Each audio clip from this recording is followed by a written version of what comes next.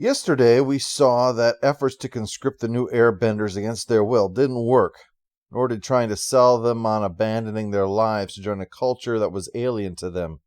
The only one they found on their trip so far is Kai, who is coming only because it's better than jail, and possibly because it'd be easier to escape from than jail.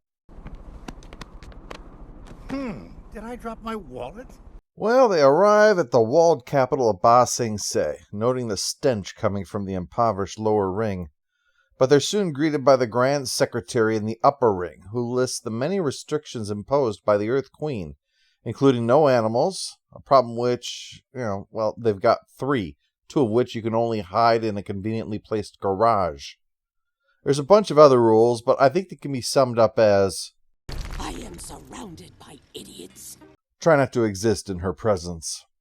She rails on Korra over the way Aang and Zuko convinced her father, the Emperor with the Bear, to allow the Fire Nation colonies to grow into Republic City. She also complains about bandits and people refusing to pay taxes, and generally is miserable to be around. The only thing that brings her down to human levels is the mention of the new airbenders, and she says, well, I can help once you do me a favor. While Korra listens to that crap, Kai's absence has been noticed, and while Mako figures good riddance, he obviously doesn't want to be here anyway, Tenzin notes they took responsibility for him. Considering the way Kai was eyeing someone earlier with a money pouch and jewelry, it's a fair bet what he's doing.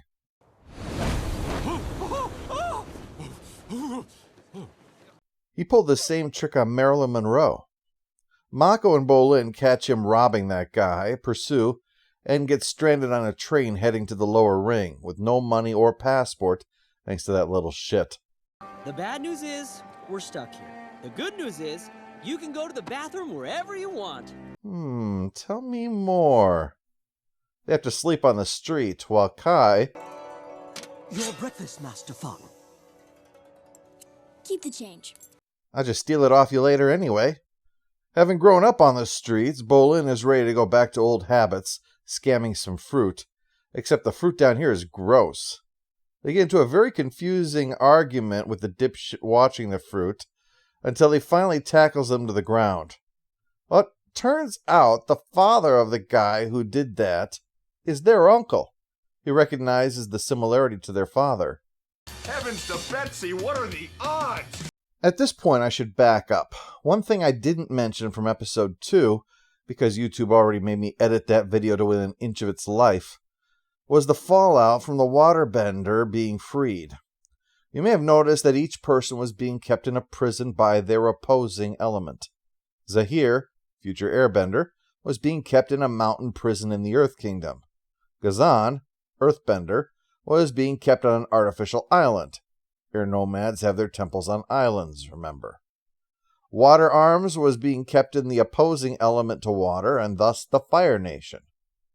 Well, as Tenzin is the de facto head of the Air Nation, and is preoccupied, and the Earth Queen is too high on her own shit to care, it's only now that the escape has been brought to the attention of the one who's in charge, in this case, Lord Zuko. He knows there's only one left, and heads to the Northern Water Tribe as the last of this merry band is naturally a firebender. So he heads there on his dragon with Korra's dad, and we find the twins are in charge of the Northern Water Tribe, and eager for a break from the tedium to check out a secret ice prison they didn't know about, on account of being secret. Back in Ba Sing Se, their uncle explains to Mako and Bolin that he recognized them because the old man sent a letter back home, so they knew their names, and then he knew their faces from photos taken of their pro-bending competitions that were in the papers. They get to meet the whole family, including the grandma that would cry and die if Mako hadn't come along, so bullet dodged there. She even takes the news that her son and his Fire Nation bride passed away in stride. I mean, living in the lowest ring of Ba Sing Se has got to toughen you up a bit. Meanwhile, the Earth Queen has told Korra that if she can ensure the taxes that have been collected in one of the provinces are safely delivered, she can look into this airbender thing. So Korra and Asami head there to make sure bandits don't take the taxes. Well, obviously they try, but this is a quest chain, so it's to be expected. Now these look like bandits. Well, it's 2 against Well, all of them. But one is the Avatar and the other is steampunk Batman, so they drive them off. You're on the wrong side of this fight, Avatar! That gold belongs to the people, not the Queen!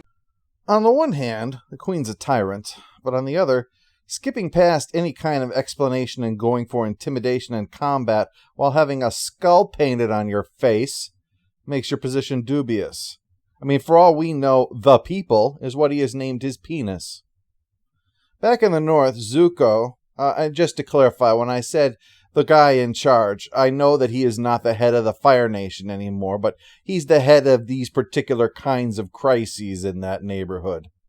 Anyway, Zuko says the fourth member of the band is Pali, and not just a firebender, but has the power of Combustion Man. The fact Zuko hired Combustion Man to kill Aang back in the day makes this uncomfortable for Korra's dad, as he is the only one in this elevator who didn't try to kill the Avatar. It's always uncomfortable when everybody else has the same hobby. Back in Ba Sing Se, Grandma shares the photo of the family that came with the letter. Mako gives their father's scarf to her. It's a touching moment. And then we get back to Queen Grumpy Pants and the tax money. Only, oh gee, looks like there's no airbenders here. We totally looked everywhere, even in the couch cushions, so sorry. And now piss off. Korra won't take transparent bullshit for an answer. And she shouldn't, because Bolin and Mako learned from the family that the Dali have been snatching up airbenders. Which includes Kai. Yeah, karma's a bitch, kid. Let's find out what happens to them tomorrow in episode 4.